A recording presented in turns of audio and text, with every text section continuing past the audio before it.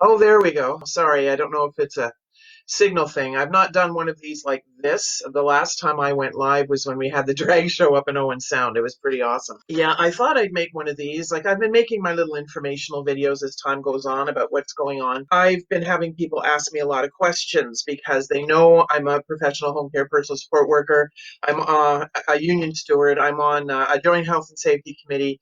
I'm a science nerd, medical nerd, and all that kind of thing. So I thought I would just do this, but I'm not representing anyone, just myself. I'm just representing myself. I'm not speaking for anyone. I'm not claiming to speak for anyone, such as my PSWs, but I'm pretty sure a lot of them agree with me with what I'm saying just from talking to them. So I hope everyone's having a good day. As I sort of alluded to before, I am a professional home care personal support worker.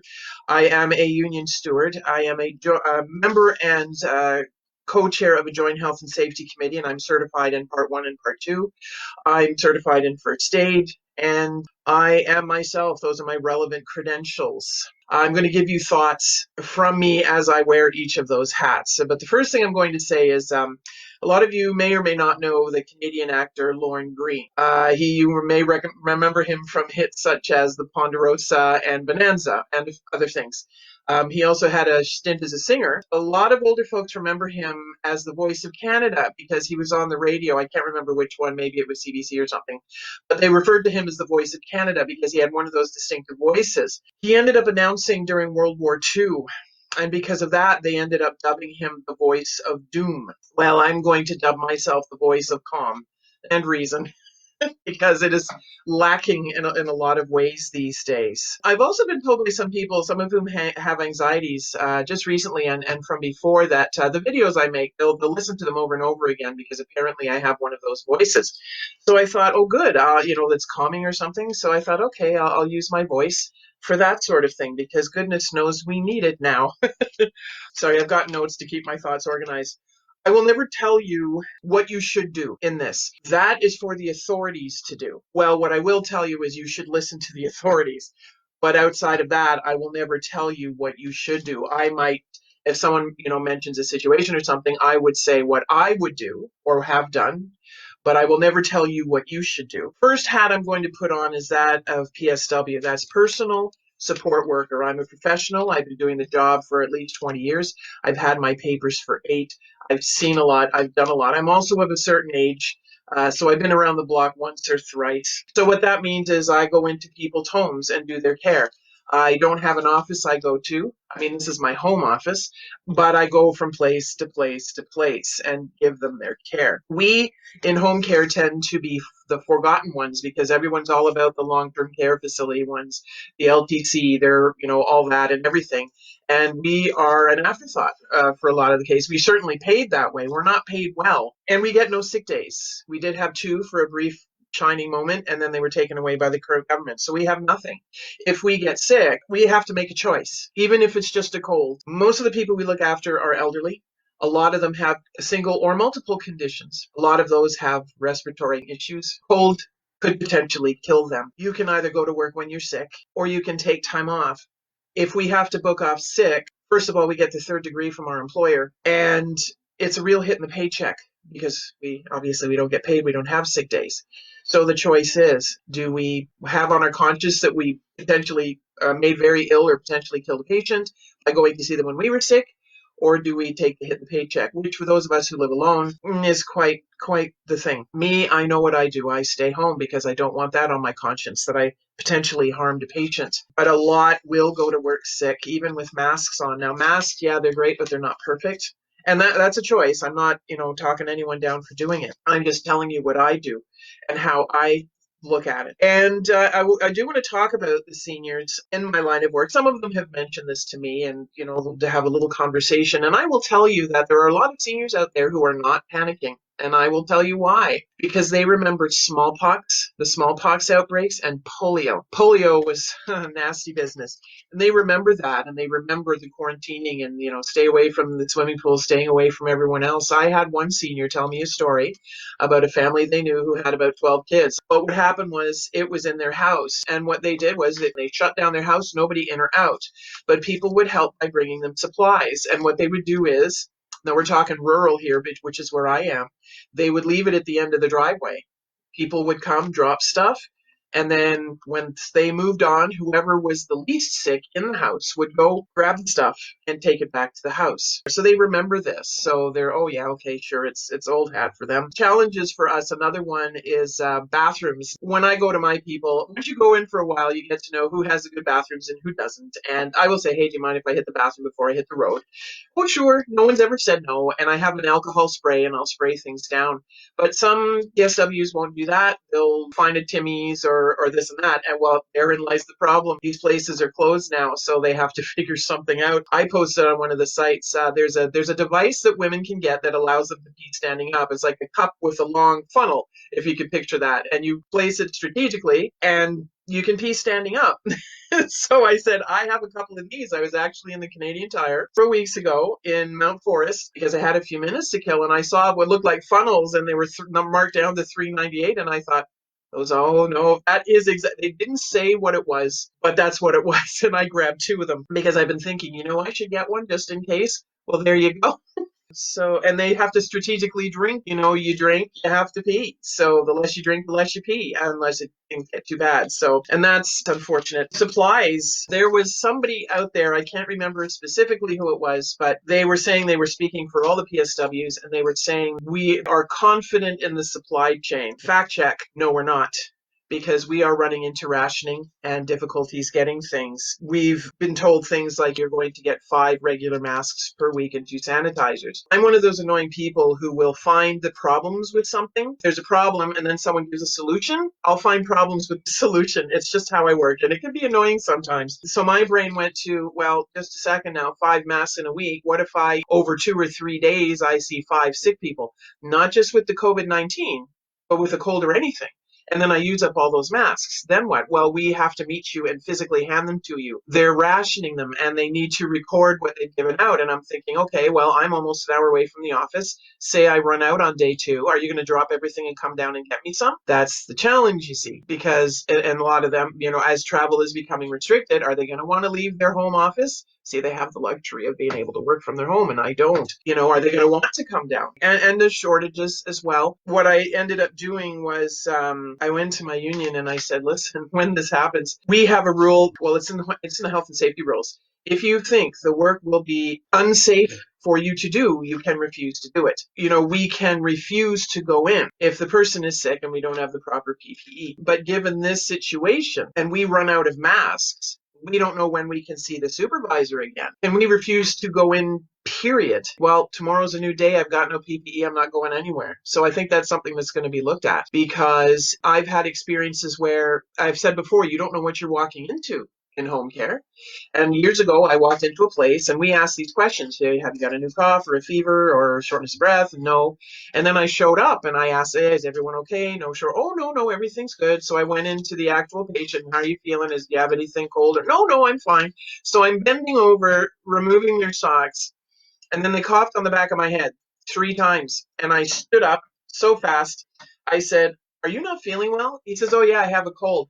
I asked 3 times and nobody told me. And yes, I caught that damn cold. That's what I'm talking about. With this being what it is, people may refuse to tell you because they're afraid you won't give them the service, or they may forget to tell you and then you show up, or, and they have said no. And it is what it is. So that's my thing. Can we refuse? Period. So yeah, we'll be finding out about that. And now, as union person, yeah, we're working with the employers and also holding them accountable to what the rules, regs, and policies and procedures are. And we're working together. So we're trying to any of my union homies, if you happen to be watching, we're going to be having weekly meetings. So now I move on to health and safety. So as a health and safety person, it's the same as above, holding employee accountable, employer accountable, and employees. Employees are accountable too. If we, do the call ahead, someone say, yes, we have it, or we're sick, we're supposed to report that, so that we can get the proper PPE to go in. And I got to tell you, everyone seems to be running around like chickens with their head cut off. We don't know what to do. Well, I would say this is new. I mean, we had the SARS thing happen, but I don't think it came up here. I think that was, 2002? But this,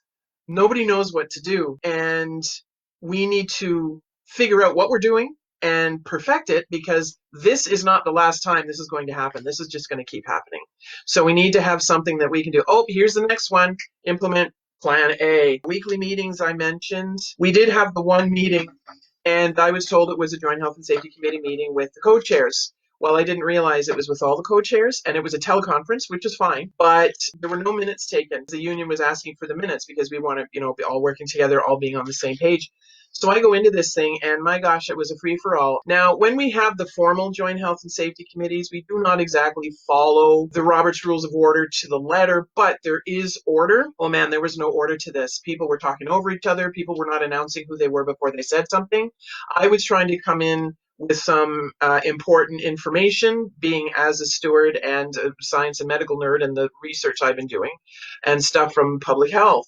And it was difficult for me to get an edge in. So when the invitation came out for the weekly meetings, I said, hey, listen, this last meeting was a bit disorganized. I might suggest that we have at least a few ground rules. And they agreed, oh, yes, that was the employer I was speaking to. And so we'll have a few ground rules when we go in to keep things more organized. And there will be minutes. So that'll be something not only to give to the union so we can work with them, but also for me to hang on to in case any of the members call me and ask me something. I can say, well, at this meeting, blah. Now we go to page 4.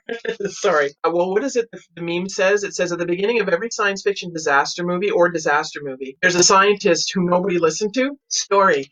On March 2nd, before this was declared a pandemic, etc., I reached out to certain people and said, listen, I'm not panicking because I don't panic, but this thing is now less than 2 hours away from me. And it's not a matter of if, but when it gets here. What are we doing? I think we should have these masks. We should have these masks, the N95s. And I was told, oh yeah, no, everything's fine. We'll give everybody 2 N95s. Well, then things have been coming to me about, with the rationing thing, and I was told that we do not have any N95s. Regular surgical masks are the one to wear around if you're sick or if they're sick and you're keeping a distance. Once it becomes damp, you have to change it, but never grab it here, and then wash your hands after you dispose of it. The N95s would be, as an example, if I was seeing somebody who has been diagnosed or is quarantined because they think they may have it, they're self-isolated, and I have to say brush their teeth or something. I'm right in their face. Other than that, it's for things that nurses do up close, more nursing functions, but that would be an example for us if we were to do it. But again, two in my mind isn't enough, but now I was told we don't have them. Or part of me thinking, are they being hoarded just in case we really do? It is everywhere in our area.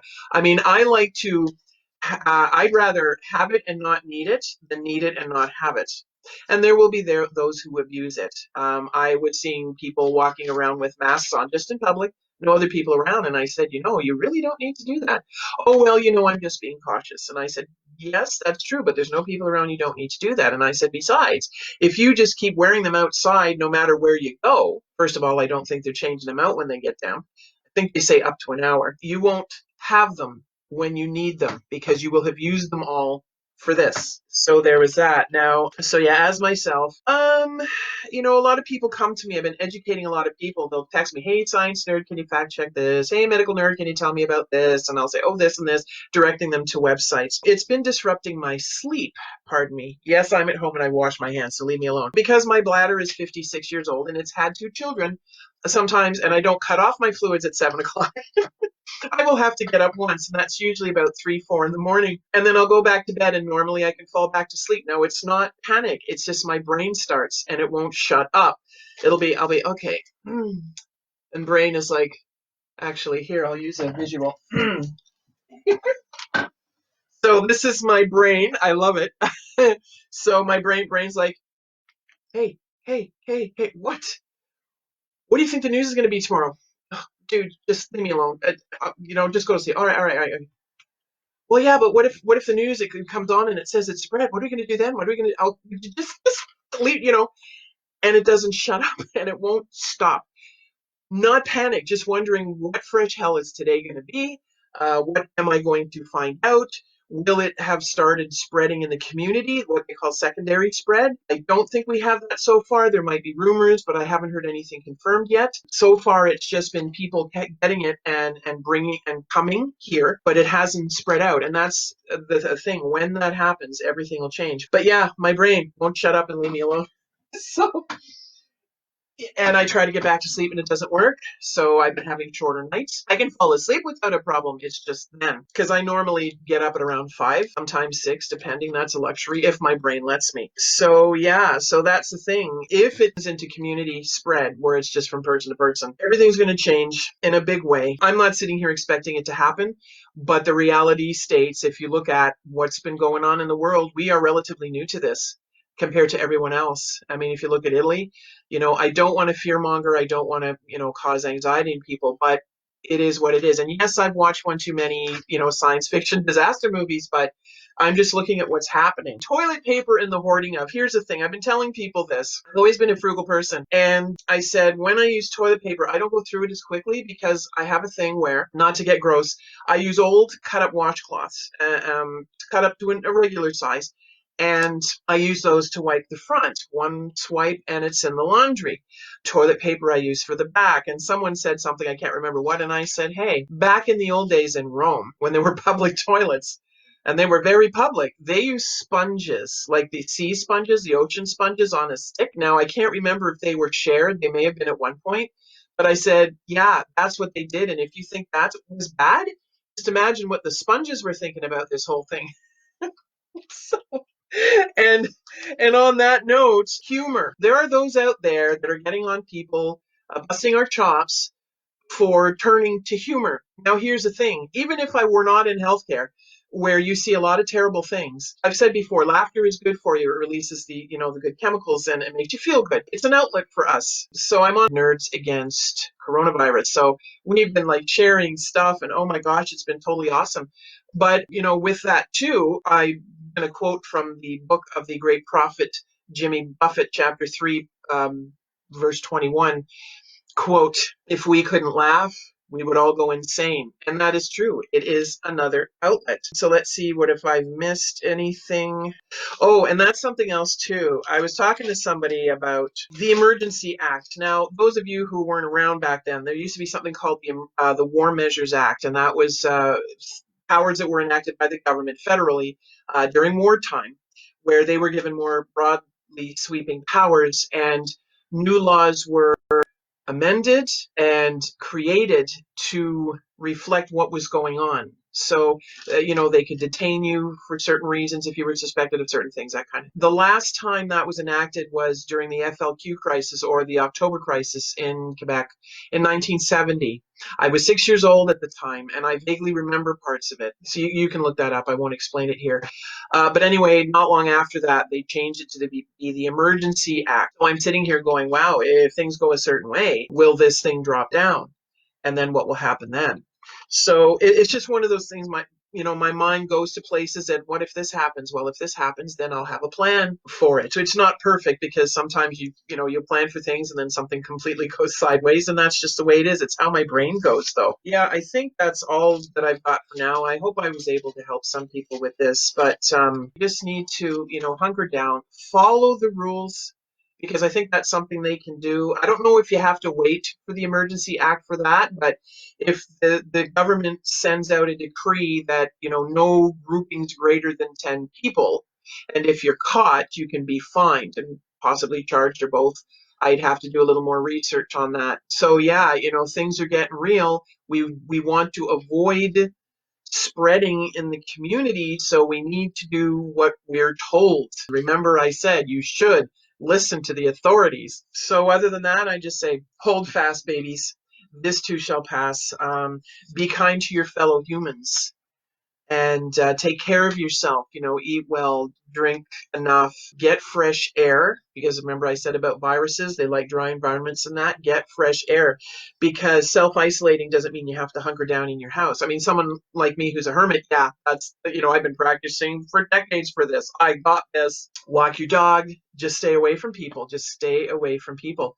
Walk your dog, go outside with the kids into your backyard, and there's all kinds of resources online for the stuff that you can do with your kids, crafts and things, and teaching them things that aren't in school. Someone was saying that you shouldn't try to homeschool your kids because everybody's frustrated to begin with, and that might just make things worse. But you can teach them other things, life skills, which is something that isn't really taught that much in school. And basically, yeah, so, don't panic, be prepared, and For you US peeps, keep calm, eh? And remember, oh, where am I here? If things don't go right, go left. Anyway, yeah, I think I'm just about 25 minutes. As I said, take care of yourself, be kind to your fellow human. We shall get through this.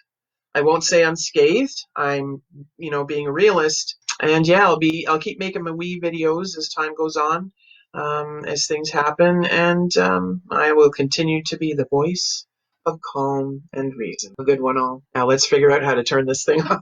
Oh yes, there we go. End live video. See you in the funny papers.